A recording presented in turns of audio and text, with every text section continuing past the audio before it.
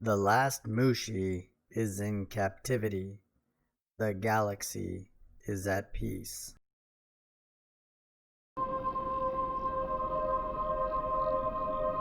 What's in the box?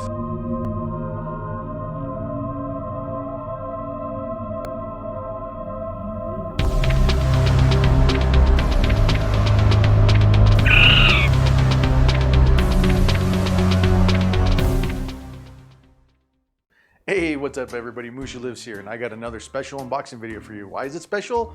They're all special to me, so just go with it, right? So, you are probably all familiar with the NES Classic here, and you're probably also familiar with the SNES Classic. Now, these two got released a couple years ago, and they are now very difficult to find. You may remember that a bunch of people were buying them up on eBay and then selling them at ridiculous prices. So, these will be unboxed today, but this is not really the focus of the unboxing today. Actually, what we're focusing on today is the same thing from a different location. And I have here for you today the Japanese bundle that includes both the Super Famicom and the standard Famicom. Super Famicom and the standard Famicom. Now, if you're not familiar with these two systems, these are the original NES and Super NES as named in Japan as the Famicom and Super Famicom. And these were the precursors, or I guess well, you wouldn't really say precursors because really the hardware in the NES is basically the same as a Famicom with some modifications, which we'll go over during the unboxing video. And so, you know, this was not an easy thing to get a hold of.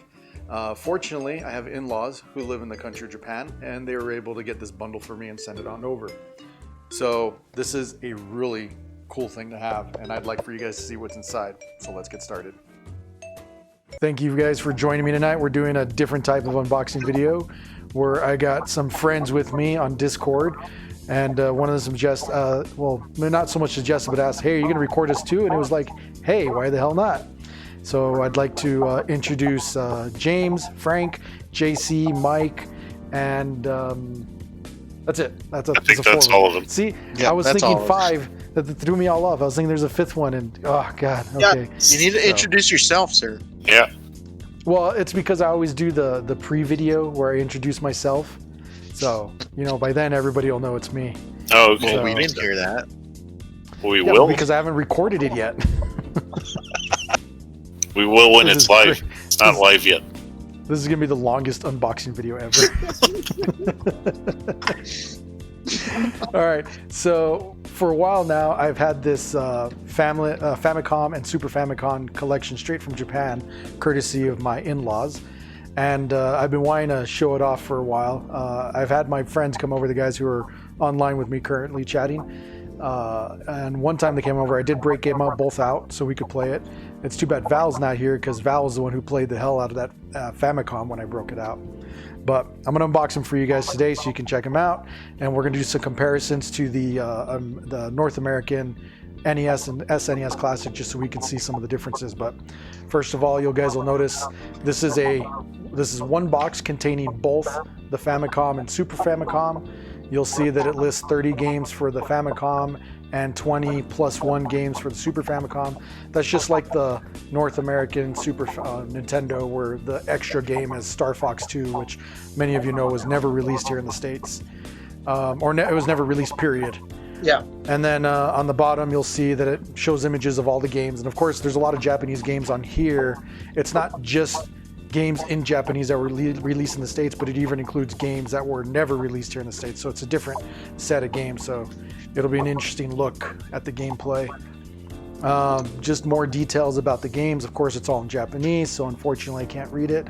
And I'm not going to wake my wife up so she can translate for us. Sorry, guys. Sorry. And then here are the Japanese covers of the Famicom games that are on this that are on the system. So you'll see it includes common things like we know, like Mario. There's Super Mario Brothers 2. Now they do call this Super Mario Brothers USA in Japan, as opposed to Super Mario Brothers 2, because Super Mario Brothers 2 in Japan was more like the original Super Mario Brothers. You can see there's Super Mario Brothers 3. We got Zelda on here. So some common games, but then you'll see other games where we didn't get those. Like this one looks like one of the River City Ransom style games. It's I forget the name of the type of character they call that, but we didn't get that one on our system. There's a sumo wrestling game here that I know we didn't get, and so there's a lot of different stuff on here that's not on ours. So Did they get more games than we did? No, it's the same number. Like if you look at the NES Classic over here, it's 30 classic games. So theirs is also 30. Okay. Just different. Now, just some of the games are different. Now, the only negative thing about this bundle so far that I already noticed is it only comes with one AC adapter that's shared between both systems. So you can't set them both up at the same time unless you have an additional AC adapter that you can use one with. So that is one of the limitations on this system. But that's also because of the limiting packaging size they have. If you buy them separately, like we did in the North America, both of these come with their own battery pack or their own adapter. And we'll see those when I open them up. So first, let's open up this main box without hopefully tearing it up. How much is that American equivalent? So in Japan, it was 15,000 yen, and that's about 150 American dollars. And then each of these was about, what, I think the NES classes was 60 when it came out, and the Super NES was 80. Yes. So yeah, that's about 140 there. So they're pretty equivalent. And then you get the packaging here. So I imagine that if this one had released like this, if they'd done a bundle here in the States, it probably would have been $150. Sounds reasonable. All right, so you get here, so you can already see right there, it comes with just the one AC adapter, and that's got to be shared. Now it's just the adapter. They each come with their own USB cord, but they do have to share an adapter. So as long as you have, I think, a 5 volt or 5 watt, I forget which one it is, adapter, you can use it. So I mean, most cell phone adapters, or most cell phones come with adapter of that power, so you can use those without any problems. Do the Japanese still use the same plug as Americans do, not like Europeans? So, yeah, fortunately in Japan, they use the same power setup that we do. Even the amount of power that goes into the homes is the same, so you don't have to worry about any adapters for different amounts of wattage. All right, and I got both of them coming out here. So, this box is very thin. It's really just supposed to be a cover to be decorative, so don't expect anything more durable. Like these boxes are a little more thick, and because they're designed to protect the material, this is just, for cover and nice. So it is a pretty flimsy box. I'm trying to take very good care of it because I was looking on eBay, and like if you wanted to buy this bundle with this, box set, you're looking at $250 or so for the bundle. So it's really gone up in price since it's been discontinued. All right, so I'm gonna go ahead and start off with the Famicom and the NES Classic, and we'll go ahead and open up this one first. You guys see the wires here on these controllers. I can tell you right now, these wires are directly connected to this device.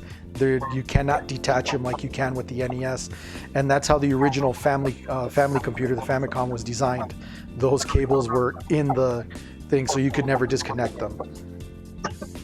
So what would happen if like a controller broke? I guess you had to send the whole unit in? Probably.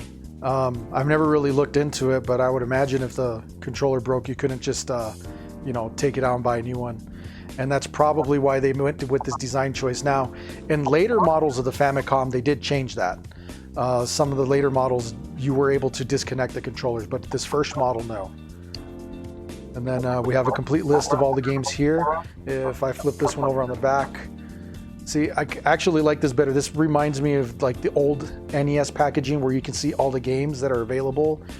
Here, it only shows some of the games and then the rest of them are listed here. I kind of wish it was more like this. But again, you'll see that there's games on here that aren't on here. But like here we have Ninja Gaiden, which I can't remember off the top of my head what it was called in Japan. It had a different name. But see, there's our version of Ninja Gaiden, so different cover art. Same thing with Zelda, very different cover art than the Legend of Zelda that we got here. So Castlevania, and that one is very similar, but you'll see this one's more cut off. Honestly, I like the American version better than this one, but in general, the artwork is just really good. Different Metroid artwork. I actually really like this Metroid artwork that's on here. That's hand-drawn as opposed to something from the video game, which, do they have the Metroid one on here? It doesn't look like it. So, you know, it's really interesting the different art styles that they have between Japan and North America. But anyway, let's go ahead and get this sucker opened up.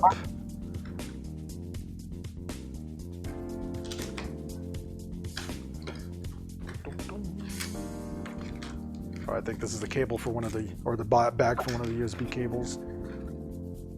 Like I said, I've already opened this up before. This is nothing new. You'll see it comes with a little package manual.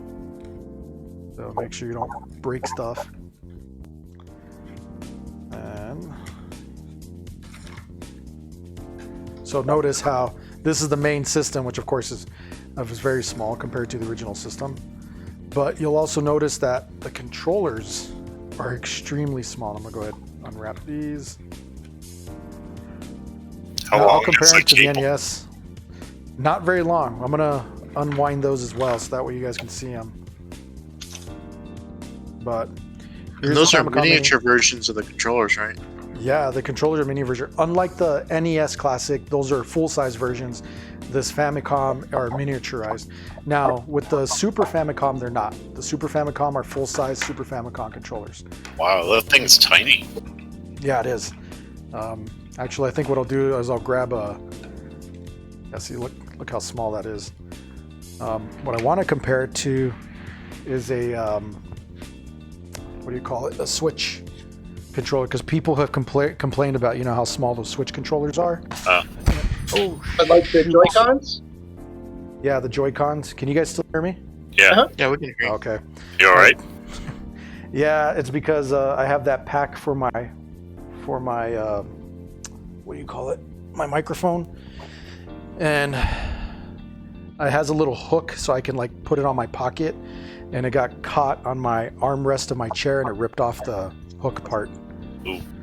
But it didn't break anything. That's what I was concerned about. Mm-hmm. So I'll just fix that hook later. It's no big deal. Hey, Bobby, just a technical note. What's up? The center of your screen is right where the bottom of the box is. So if you want to put something, Yeah, there you go. there you go. Now you have Okay. everything centered. Yeah. Cool. So Thank if you you for want letting me know. to, if you want to show stuff, put it like right there where you have the Famicom. Okay.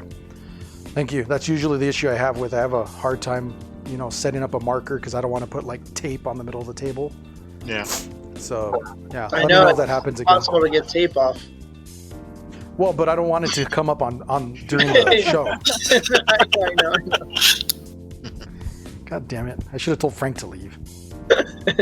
No, actually, when I was doing videos for the internship, we did a tape border,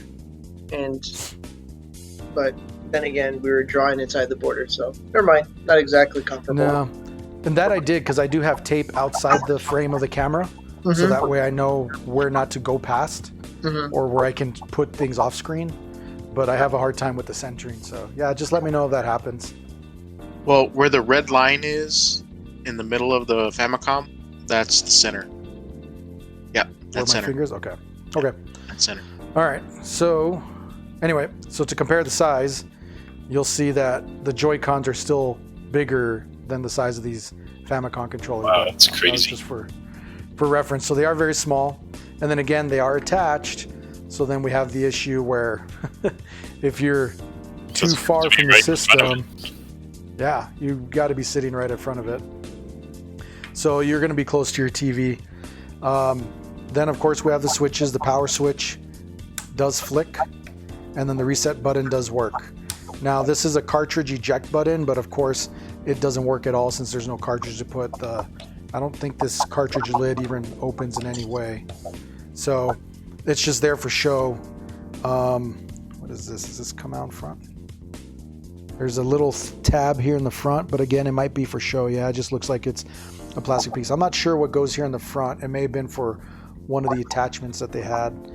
But then you'll see in the back, you have your HDMI out, and then you have your connector for your power, for your DC. And of course, it's just a micro USB connection. And that item is here. Let me go ahead and put that there.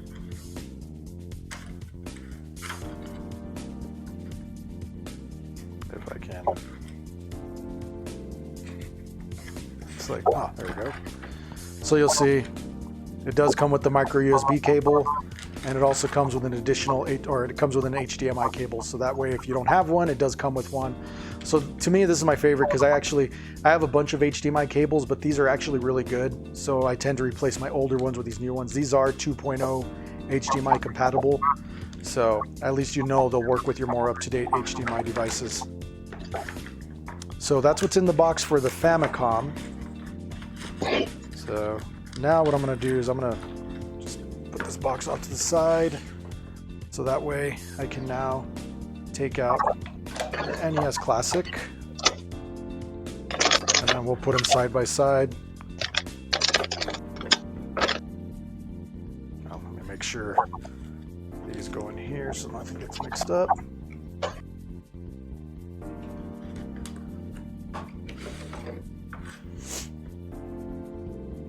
All right, so obviously this one, the controllers are not connected to it. And of course, it is designed much differently to be more in line with the NES that we had here in North America. Now this one only comes with one controller, which, oh, I just realized I don't have that controller in there because I actually modified it, which will give me a chance to show something else off. Give me a second.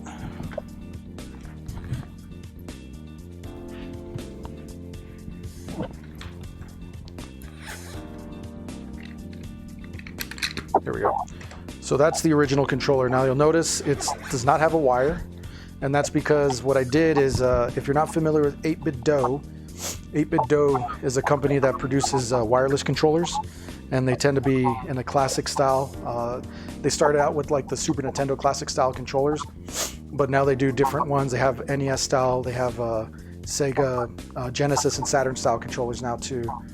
And but with this one, instead of buying a new controller, I actually took out the circuit board inside the original NES classic controller and replaced it with their circuit board. You can see here where the wire originally came out.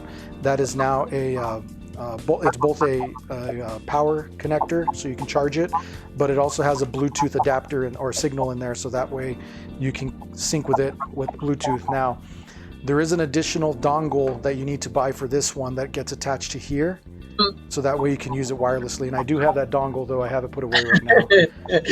Dongle. Yes, thank you, Frank. Dongle is a funny word. Now, the power and reset buttons do work. So if you push the power button, it will power on. If you push reset, it will reset. And even the little LED will come on. On the back, it's the same setup, HDMI and the USB. And of course, this one also comes with those connectors. Now, I don't have the USB in here because I'm using it somewhere else, but you'll see it does come with the micro USB. Or I'm sorry, I'm using the HDMI with another system. And of course, this one does come with the power adapter. So that all comes with the system. Does so the door open? Adapter is a big difference. No, unfortunately, the little lid doesn't open sliding games. So to put them side by side for comparison, now we have our Famicom and our NES, and of course you'll see the controller is different bigger control than size. Yeah. The controller is bigger than the system. Yeah, and so these systems are to scale, and from my understanding, they're even to scale to each other. So in other words, if you were to scale these up to the real life sizes, this would be the relative difference in sizes between the two systems in real life. So unfortunately, I don't have an actual Famicom. I mean, I have an actual NES, but that's okay. We're just here really to show the differences between the two systems and the controller setups. But Yeah, just hold there it you go. closer to the camera and pretend that you have one. Look, guys, they got bigger. Now they're real. They're like the real life ones. So what do you guys think? Questions? That's so far? actually cool that they did that. Yeah, I like that box. The double packaging box. Like, Yeah. I really wish they had done that here, but I don't know. Something about Nintendo America just, they don't like their customers. They don't. They really do crap all over us. Yeah, no, a bundle would have been nice. I mean, when I did the, if you guys remember when I did that Metroid or Metroid Samus Returns unboxing, it was the same thing. That was a UK release. It was never released here in North America. So, I mean, I know something like that probably would have sold pretty well here in the States. At least I would like to think it would.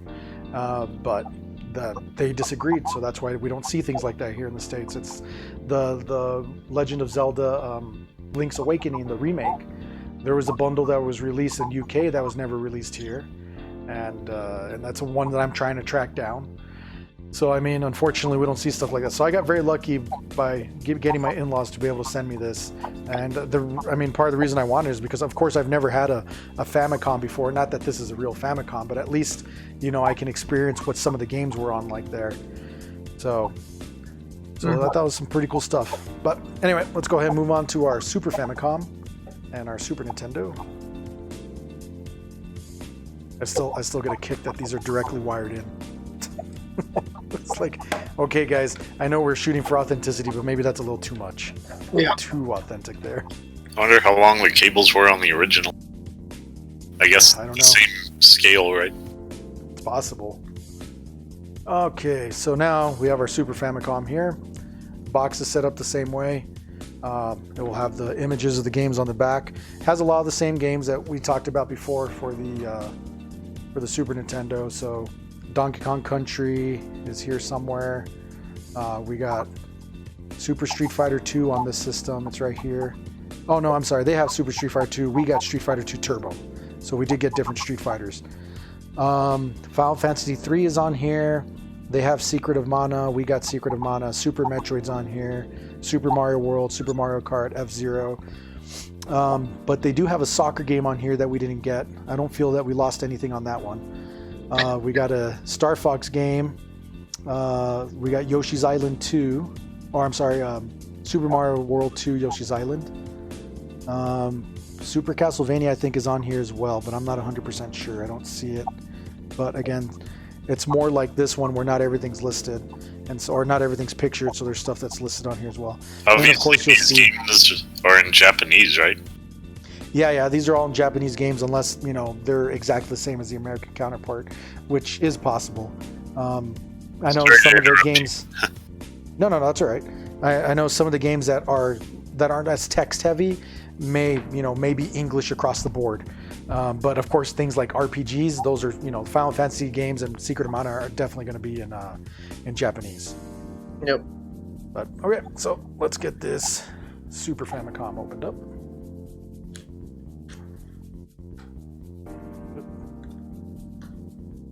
Okay. There we go. I also actually really like that Famicom logo. I don't know why. There's just something about those colors. Yeah, I like the controller colors too. Right, that each button has its own set of colors as opposed to ours where it's just the two variations on purple. I bought a USB Super Nintendo controller in that design just for that purpose. Well, actually, and I should have showed it off earlier because I was talking about the 8-bit Do controller. And so here's my Super Nintendo pad, and you'll see it has the different colors that they had in Europe. But of course, it's designed more modern with the joysticks and the 2 sets of shoulder buttons.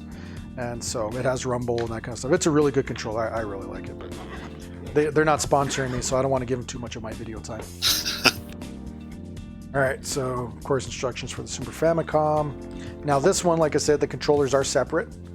So they're not attached to the system, and they are also full size. So you'll see there's a Famicom right there, logo, power button works as well, reset button works. Now the controller ports in the front, of course, are not real. There's a little thing underneath the bottom so you can pull them out, and then you'll see the connectors there for the controllers. So those are the actual controller ports. I actually like this because one, it creates the facsimile of the original system, but also it protects those controller ports from dust and other crap, so that way they don't get clogged up or anything. HDMI. DC power there, so that's not any different. I'm just going to remove one of these SNES classic controllers. Wow, did we not actually use this? Maybe we didn't open this one up. And but this one's full size. You'll see. And right now I'll bring it out to compare to the SNES classic controller that's in there. So you'll see there This one has the different colors like they did in the European version, and both the European and Japanese version. The box does come with a USB micro cable as well as another HDMI cable, so those you can use for other systems if you need them. So now you have these here. I'm going to go ahead and unbox the SNES so we can compare those.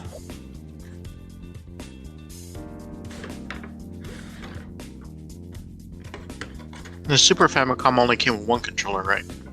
No, it does have a second one here. I just one. Super Famicom does have 2 controllers. Oh, okay. And then here's our SNES Classic, which of course looks very much like the traditional NES system. Now this one I have used a lot, so it does have some wear and tear, but I do like it. And then if we compare them, you'll see they're the exact same form factor, but you'll see the shell color is more in line with the system. So it's a lighter gray here. This one is grayish, but has almost like a purplish hue to it. And you'll see the shell's the same matching color. Then you can see the difference in the buttons with the lighter purple and darker purple versus the 4 different colors that they use there. Power button works here. Reset button also works. Eject button does not. This lid and along with this one, they don't go in. They're just there for show.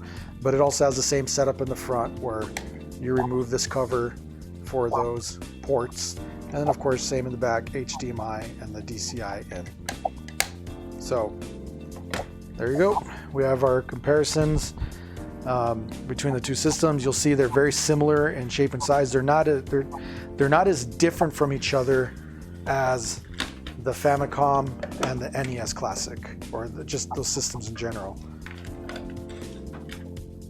You'll see that the Super Famicom and the SNES are much more similar in style with each other versus the NES. And I remember reading an article where North America and the Japanese developers at Nintendo felt that this look wouldn't sell well in America, and they wanted to make the NES look more like a VCR, so that way it blended in more with the home media systems that people already had, and they didn't feel like it was a toy, and they didn't want to buy it, because at the time Nintendo was releasing it, and when they eventually released it in North America in '85, we had just gone through the video game crash of '83, which really was just a North American thing. It wasn't like a whole world video game crash.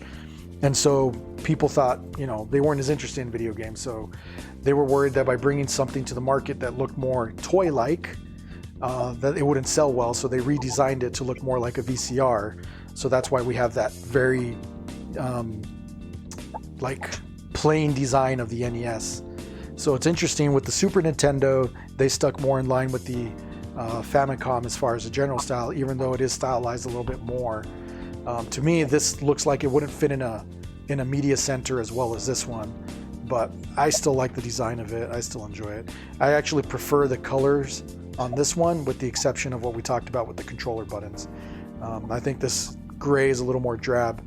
Wish it was a little more, a little more color depth like this one does. But that's all just personal preference. Some people prefer the grays on that one than others. But there you go, guys. Our Famicom and Super Famicom systems. Cool. It was funny that you mentioned that the original Nintendo, the American Nintendo, looks like more like a VCR, and you actually load it like you do a VCR. Mm-hmm. With that front loading, unfortunately doesn't open, but yeah, you would lift that up and just slide them in there and pop them in, right? Exactly like a VCR, which was part of the problem with those systems, because you guys know that over years of pushing that system or the loader up and down, it would wear out the springs, or what was it, the connectors that actually read from the game cartridge, and that's where you ended up getting that issue where your screen would be green or red or would be blinking because it couldn't read the game because those readers were being worn out. So that's why, I don't know if you guys remember, there was a redesign on the North American NES that was a top loader version, similar to the Super Nintendo. And of course that one, yeah, they did, because the NES controller is more, that version was more rounded like the Super Nintendo one, right? Mm-hmm. Yeah. So actually, I remember the commercial for that. When they first came out, and it was only selling for $50. Yeah, it was dirt cheap because the Super Nintendo was already out by then. So Yeah, I mean, the top load Nintendo was what, like 92, 93? Something like that. Yeah, sounds about right. Because the Super Nintendo came out here in what, 91? So Yeah, I want to say, yeah, that sounds right. So, yeah.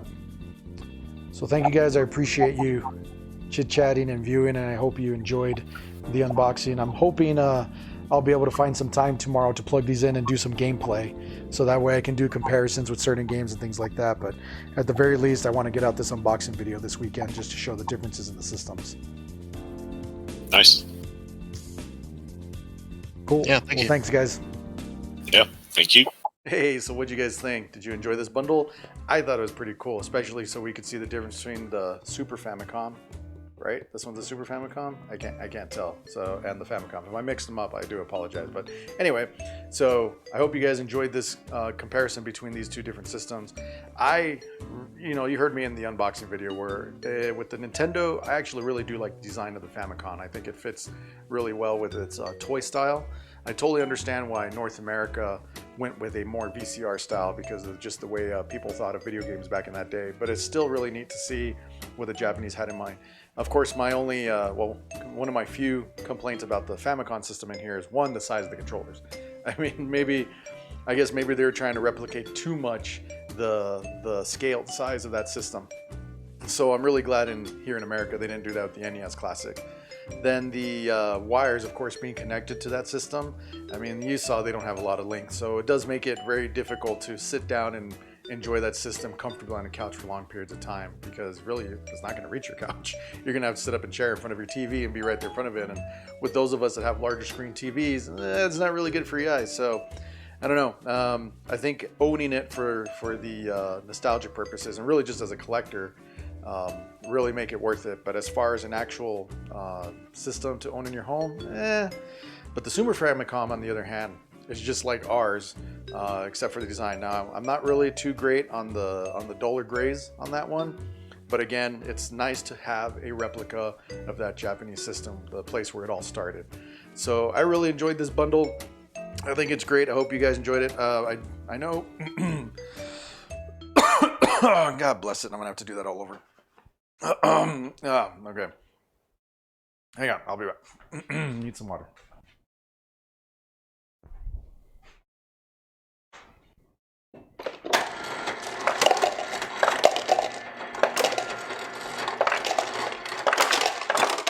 You guys probably can't hear me getting water. It's probably all broken apart now. Okay. I think we'll, instead of reshooting the whole part, we'll just jump to the part where I said something.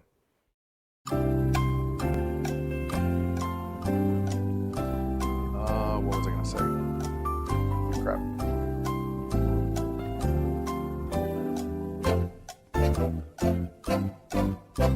I do apologize for not showing you guys any of the footage of the Japanese games on either system, but I am planning on doing a Let's Play on Twitch with another friend, so that way we can go through the games. And then once I do that, I can always upload that video to YouTube later. But I will be making announcements when I'm doing that on Twitch, so you guys can check it out. I think it'll be a lot of fun. I hope you guys are able to join it, so keep a lookout for that. Other than that, I gotta say, I really enjoyed the product. The only other complaint that I have is that it only came with that one power pack, but at least both systems do have a micro USB cable, and lots of people have one of those additional adapters for their home. So, I mean, it's really not that big a deal, but for those of you who don't have it, you know, you may need to go out and get another one. Another thing is too, is that to me, this is an item purely for collector's purposes. I don't think I would have bought it for any other reason, like if I was planning on playing on that. Part of the reason I bought the original NES and SNES Classic for North America is because I actually want to use them. I like to have the ability to just plug and play with those games, and of course a lot of those titles are on there, titles that I love anyway. So, I mean, you gotta decide what's best for you. If you really want something like that, you can go for it. For me personally, definitely 5 out of 7, because it's exactly what I wanted. I ordered that because I wanted it, not because it was like, oh, maybe this will be great. It's like, no, yeah, that was it. Once it was released, it's like done deal. Now it's just a matter of how to get it, and now I got it in my hands. So thanks everybody. I hope you guys enjoyed the show, and now we'll see you next time. Peace. Smells weird. Smell feels weird. Ah.